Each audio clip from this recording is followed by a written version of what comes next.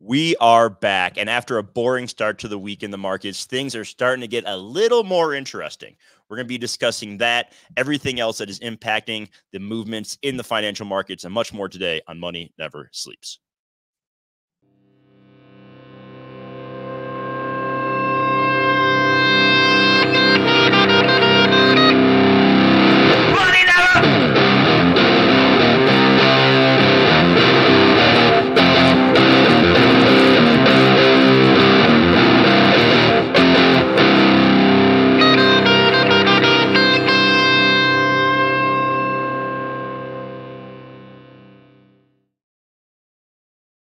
Thanks for joining us today, everybody. As we get going, do us a favor, hit that like button, subscribe to the channel, and remember, nothing that we say is financial advice. So please do your own research before making any buys or sells. Kevin, we are seeing some red in crypto today. Anywhere from 2 to 5% down for some of your more reputable tokens. And then, if we move a little more on the dodgy side, we see bigger moves down in a lot of the meme coins. We see TradFi is having an okay day. Overall, the Dow is performing well. The NASDAQ is pretty flat. We're seeing some of the blue chips, Netflix, NVIDIA, Coinbase, taking a bit of a hit there. I know you probably don't consider Coinbase a blue chip, but, tomato, tomato. How are you feeling about the markets? We're the blue boys today, the Coinbase boys in blue. How are you feeling about the markets today? Yeah, you're seeing red. I'm seeing blue, man. Markets it was a boring week so far, right? It's been a very boring week in the markets. Like the reason yesterday, I think the headline I could only find was that Asian companies are selling off, their treasury bills for cash. And that's not very exciting, right? They're still doing it today, but at least we're starting to get some news around some crypto regulation, which is kind of scary, especially if you want a lot of people are playing around with some of these meme coins, these shit coins. It might get a little bit dangerous if you were playing on some of these centralized exchanges with that. We'll get into that later. We'll also take a look at some of the altcoins because total market caps are saying something a bit different than what we're seeing with some of the other coins like Bitcoin or Ethereum. So we'll take a look at that as well because we haven't touched on that along with funding rates. But across the board, what I'm keeping an eye on, it's pretty much just crypto right now. And that's hard for me to say because, there's a lot of stuff that we are waiting to hear news on when it regards the Fed and also some of the banks. We're getting very little news out of that, but I think most of the focus the past few days definitely has been crypto. Yeah, we could also talk about Asia for a little bit if you would like. Yeah. The yen is hitting lows that it hasn't seen since the early 90s, probably before you were born. So that's pretty wild. I'm actually supposed to be going to Japan end of next year for my 40th birthday to go snowboarding. And I'm just like, why couldn't it be now? My dollar could go so far over in Japan at this point. But you know what? Maybe it still will at that time. Yeah. Hey, maybe I'll just do that now and just ship vacation that go over. Yeah. Just get my vacation money now. We can also talk about, one mover in the markets has been the end of the quarter and rebalancing of portfolios, whether it's, individual traders, institution. I've seen some talk about pension funds, and that could be a big reason why some of these tech stocks today are seeing a big move down. NVIDIA down almost 3%, people taking profits from a wild ride up, just this year alone. I mean, if we go back to the first trading day of this year, NVIDIA is up still 89%. I mean, that's ridiculous. Like 89% return in the first quarter of the year. That's crazy. So we can discuss that too. I guess I'll kick it over to you and you kind of tell me how you want to navigate this. Yeah, let's get the news stuff out of the way first. That way we can get into some of the, equities and crypto stuff that's more fun. So I just want to pull up a few things that we're seeing across. This one was really interesting to me. Obviously, it's always interesting to me, right? When anything that has to do with the banks, I'm going to be keeping my nose to the ground. But let's take a look at what happened to the Fed in 2023. Fed's operating losses swelled to a record $114.3 billion in 2023. So even the Fed is losing money while all of you fuckers are doing extremely well in the equity market. It goes to show you that it doesn't take brains sometimes. It just takes some capital and some balls. But you can definitely see that they are hurting a little bit here. It's I think the greatest losses that they've had on record. No surprise, in my opinion, because of what happened with the Bank Term Funding Program, right? They're obviously lending some capital out to some of these banks. Often they would send this money to the Treasury Treasury to offset the deficit when they have years where they're in the green. However, this year they were definitely in the red. And I think a lot of this does have to come to what happened with the banks in 2023. This is the interesting part right here. Meanwhile, the Fed's interest income earned on its portfolio of assets total 163.8 billion last year compared to roughly 170 billion in 2022. The 163 is the interesting part because that is around what the Bank Term Funding Program was, I believe. So they definitely are seeing a bit of a shortfall in this regard. Is this going to be problematic? Maybe. Maybe this has something to do with how the banks are going to introduce QE. It's just something that we're going to have to keep an eye on. But I thought this was a really important headline that we should keep an eye on because the Fed definitely, I think you and I can agree, are either lost or not sure what to do right now. And when you're kind of seeing some pain like this, tells me that, okay, now not only are they messing up with policy, but they're also kind of fucking up the balance sheets. So it's going to be very, very important to see how this plays out for the rest of the year, how even 2024 plays out, because there could be even bigger losses if something bad were to happen, very similar to 2023 of March. Outside of that, I wanted to pull up, where was it? We got 5 new banks that hits the, I pretty much got hit with, here it is. More banks that got downgraded by S&P. S&P obviously downgrades banks from time to time, but we're seeing that's the wrong article. All right, so pretty much banking articles out there, Kev. I know. Well, that's all I read. That's the problem, right? Let me see if I can find it real quick. We'll get back to it at the end of the show. Let's just move on to the crypto stuff because we got KuCoin yesterday with all that regulation, right? They pretty much are going after KuCoin. We knew that this was kind of coming. I believe that the 2 original CEOs were indicted, and that's not a good look. We knew that New York State was actually going after KuCoin hard. I remember when I was trading on KuCoin in the US last year, I had to move all my funds off the exchange because there was problems with KYC. Obviously, once you do KYC, you're going to alienate a lot of your user base. But since they did it yesterday, they came down with these charges. A lot of people started moving money off of KuCoin. Now, I got Ro Ryder up here. We use a lot of his tweets often, but he makes a really great point. Following the major centralized exchanges also suddenly implemented KYC during that time period last year, indicating high chance that there's potential active investigations. Here's a good list of ones that are forced to do KYC now. And then you got some of these exchanges with no KYC that are probably just as problematic. Seems like the federal government is actually going after a lot of these exchanges now, right? Department of Justice, they're going to be keeping an eye on this, and a lot of this has to come from Binance's fallout. I actually think what happened yesterday is more important than what happened with Binance in terms of the reaction we got. We saw a lot of money fleeing KuCoin and going into some of these other exchanges where there's no KYC, but haven't been hit with any of these charges as of yet, right? So it shows you that money is moving around. Money is a little bit scared, but this is the type of thing that could definitely cause a black swan. We saw FTX, right? If we, for some reason, have a problem with one of these exchanges and there happens to be a lot of money on it and they happen to have a shortfall, it's a very similar situation that we could be in. But I wanted to go over some of these exchanges real quick. Bybit, that's a huge exchange that they use in Europe. Do I know if it's okay or not? Not necessarily sure. The one that kind of interests me, there's actually 2 on here that interest me in the red flag territory. Mexi, this one is ironically still available in the United States. Even though it's red flagged for KYC, you can still access their website. So that's one that I would be very cautious with. I don't necessarily like Mexi. I think that they've also closed down some customer accounts in the past. So, there's a good chance that things go wrong. You got to be careful with that, especially if you're shorting with some of these centralized exchanges.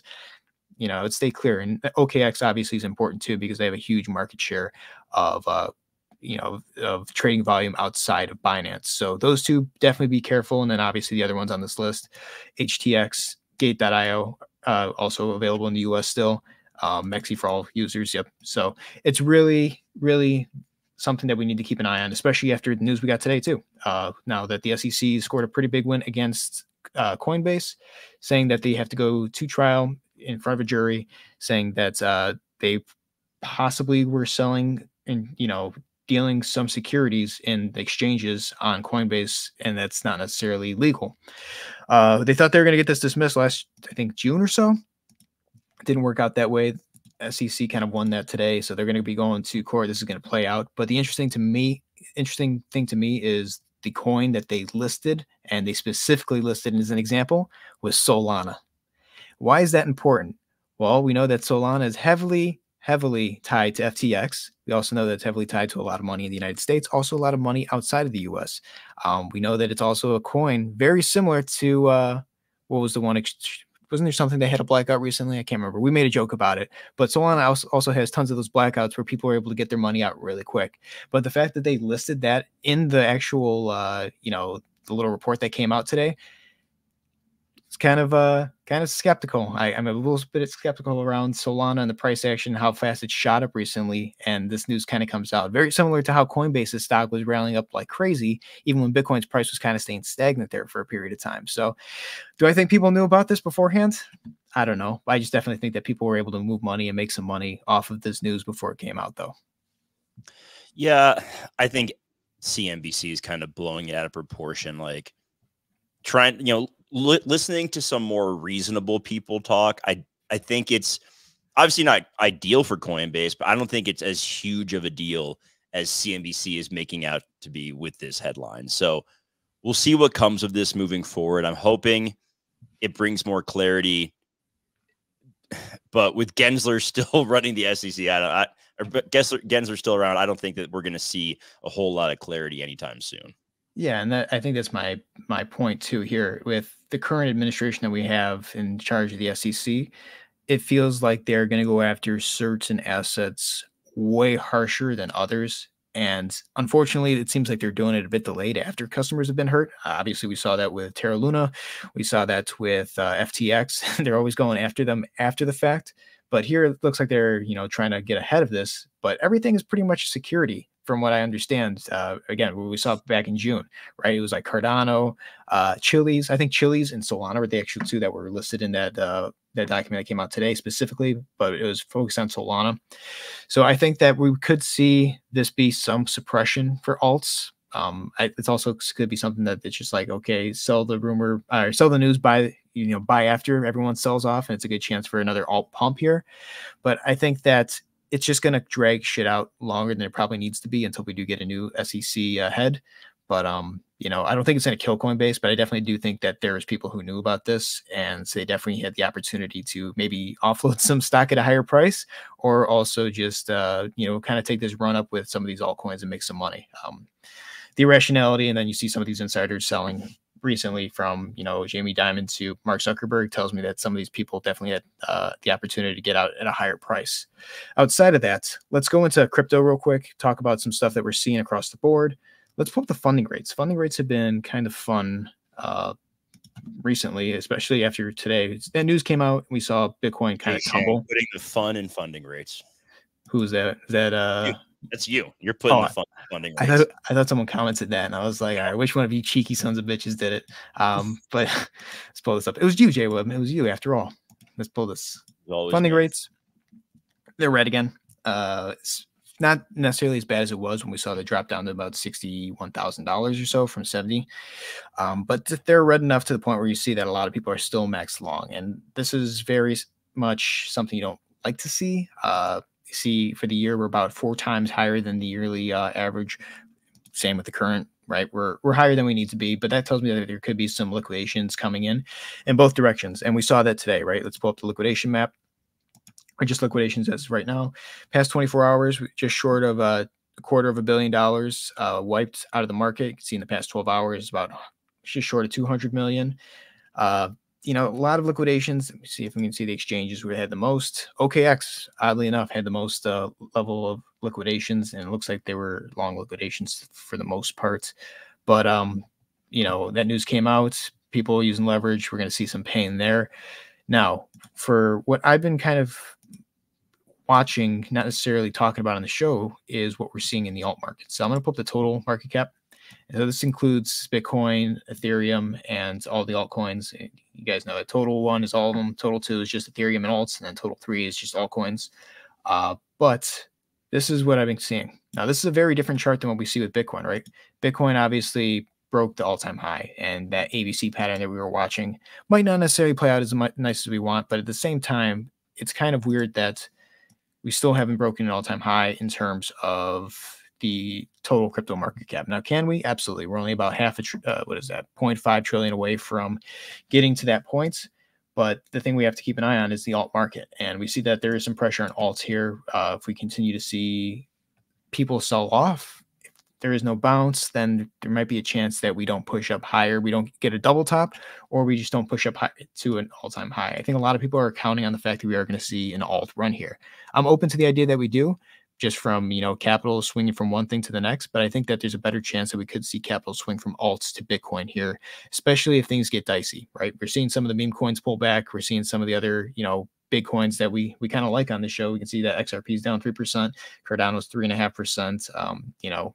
Avalanche is down about 3.5%, Link is down 4%. If we continue to see that over a period of time, there's a good chance that with the hike could be put in for this. And if we go in even on the shorter time frame, zoom in here, you can see that we would have to push up higher than 2.726 trillion in order to get to that point, and that's on the total market cap. So you need Bitcoin and altcoins kind of rallying together to get there. Now, if we look at total 2, very different scenario than where we were for total 1. The gap that we need to fill in order to get the double top or even push to an all-time high is significantly greater, right? Take away this ABC right here for a second. You can see that as of right now, all we can say is that we're putting in a lower high. And you can say the same thing for the alt market, if not a little bit worse off for the alt market here, because the alt high went a lot higher. So outside of Bitcoin, outside of Ethereum, I would say for the most part, outside of Bitcoin, even though the alts have been pushing up, they still have so much ground to cover in terms of where they were in 2021. So if we are looking at this on the macro pattern, nothing has changed in terms of this ABC pattern. So we could say A, B, I'll even be nice enough to go up to here to 843 billion. So people don't get to say I'm a perma bear. But since we don't put in an all-time, we don't put in an all-time high, we don't put in a double top, we can, safely say that if it goes below, if it stays below this height, we are going lower than this A wave, right? So that would put us at the next level of support. And we talked about these supports a long time ago. We haven't talked about it in so long. So this A wave is supported by this move up here back in January of 2018, this blow off top. But this C wave, this bottom for the C wave would be lower than that. And that would put us somewhere in the, and this for just altcoins, somewhere between 185 billion and 123 billion. So a lot of people that are thinking for this altcoin season, unless you got fast hands, you got fast fingers, and you're ready to take profit at any given point, make sure you have stop limits so you don't lose too much. And that's not financial advice. That's just like save your ass advice, because we see how fast the alt market can move. And again, if something happens where people want to pile into Bitcoin for safety, there's a good chance that they're going to fly out of this and go into Bitcoin. And we see that Bitcoin dominance is picking up a bit here, right? We're starting to coil up. I think there's a good chance we could push to that 56 to 57 range that we talked about for a long time. And if that's the case, that's probably because a lot of the alts are going to be selling off and a lot of that money is going to be flowing into Bitcoin. So it's very interesting what's happening here in crypto. We haven't talked about crypto this deep recently, but I think it's important not to get ahead of ourselves, because those two charts, total 2 and total 3, paint a very different picture than what we're seeing with Bitcoin right now. And if we look at Bitcoin today, a lot of it's a bad chart. Let's go to the Coinbase. I got to get rid of all my Binance charts. I hate Binance so much still. But I know, fuck Binance, dude. But looking at this here, we were talking about maybe pushing up to that 74K again for Bitcoin so we can get that double top. This candle today is not necessarily a great candle to see that, push up a little bit higher. Could it be? Yes, absolutely. But it could also be a reversal candle where we could be pushing to the 50 moving average first, and then maybe we try again. I don't necessarily know, but I would be cautious here. Volumes are coming down, prices going up. We don't like to see that. And if we pull this up on the, let's see, the weekly, there is room for the upside. We can see that the volumes are still coming down here. And if we pull up the stochastic RSI, the stochastic RSI looks like it wants to come down. So I'm not saying that we're going to come all the way down to the 50 moving average on the weekly to 41 in a matter of 2 candles. But I do think if we look on the daily, there is a good chance we come test this 50 moving average. And then we assess to see where we could be going. That's only if we aren't moving up to 74K. If we don't move to 74K, I think we're heading to 60. And then we see if we have a bounce there or not.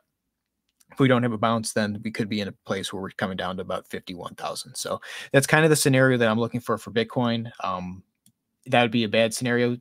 Dominance could still go up, but I think alts in that case would probably not be in the best state of mind for future, potential gains and growth moving forward from here.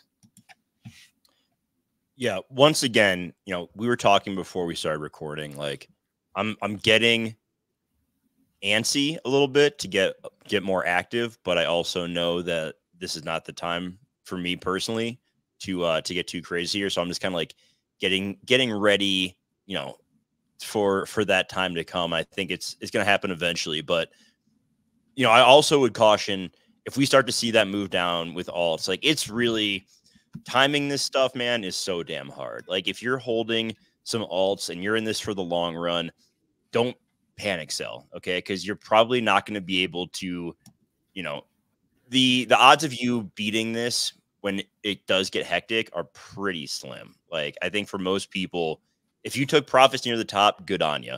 But if things start to go down, you're still holding your full position, and then you panic. And let's say we get Solana, let's say you bought Solana at 130, you're feeling good, it's at 182, all of a sudden it's back below 100. Panic selling may not be the best idea at that point. So just toss it out there, not financial advice again, blah, blah, blah. But just be prepared for all scenarios. Be prepared for the new all-time highs, but also be prepared that we could see some chaos there as well. Anything else that is catching your eye right now? Otherwise, we'll have to wrap it up because I got a crying kid who just woke up from his nap. No worries. This was the article I wanted to show earlier. The 5 banks that got downgraded. The rating agency for First Commonwealth Financial, M&T Bank, Synovus. I don't know. It sounds like some Harry Potter bank. Trustmark and Valley National Bancorp to negative from stable. I just want to say that M&T Bank, that was one from that document that we showed several times over the summer. They were on there in terms of they borrowed a shit ton of FHLB and it was operating as their percentage of equity in the short term. A lot of these loans are coming due. That being negative, not necessarily a good look. So I just wanted to point it out there. I think a lot of these are very much based on commercial real estate exposure. That's kind of their focus. I'm still on the assumption that there's 2 problems in the banking system. Well, 3 now. Debt exposure, which those CLOs are not great, and that's for the big banks. Then we have the problems with commercial real estate, obviously. And the other thing that we are facing that's problematic is just debt issuance, right? These banks are losing capital because people are taking their money out of the banks to both spend money in the market, invest because we're at all-time highs, and that's how the tops are formed because everyone gets to the market and then no one else buys in after them. And also just, cost of living, right? People have to pay these bills. They have to make sure that they can pay their rents. They're going to be taking money out of their savings. Then these banks are going to be losing money. They can't necessarily make more money with that capital leaving. And so capital flight's a problem too. And that affects everyone from the bottom up. So that's something that we have to keep an eye on as well. And I think it's still going to continue to be a problem moving forward.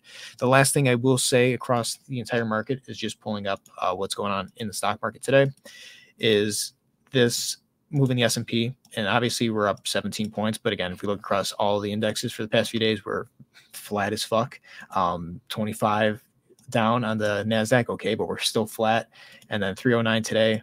Again, flat for the past few days. So we're not kind of doing anything this week. Low volume is not necessarily a good thing because that means, hey, if we're buying up here, who's going to come and buy after us? Who knows? Probably nobody.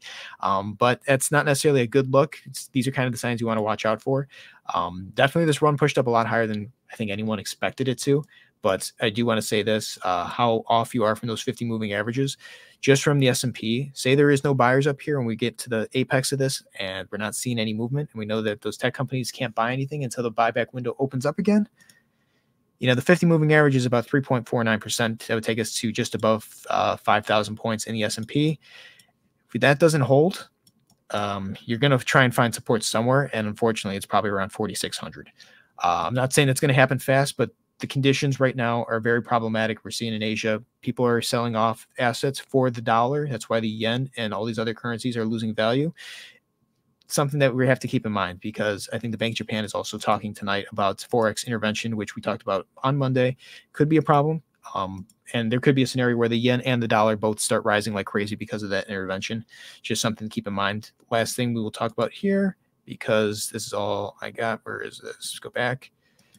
Mexican peso rises the strongest level against the US dollar since 2015. The reason we are seeing that is because we are also seeing Mexico's exports be extremely important and valuable to the United States, while you're seeing the CNY lose value because China's export market is kind of dwindling here with global demand being so low, low that to the point where it's not being reported as should be. But that's why we're seeing some of the values.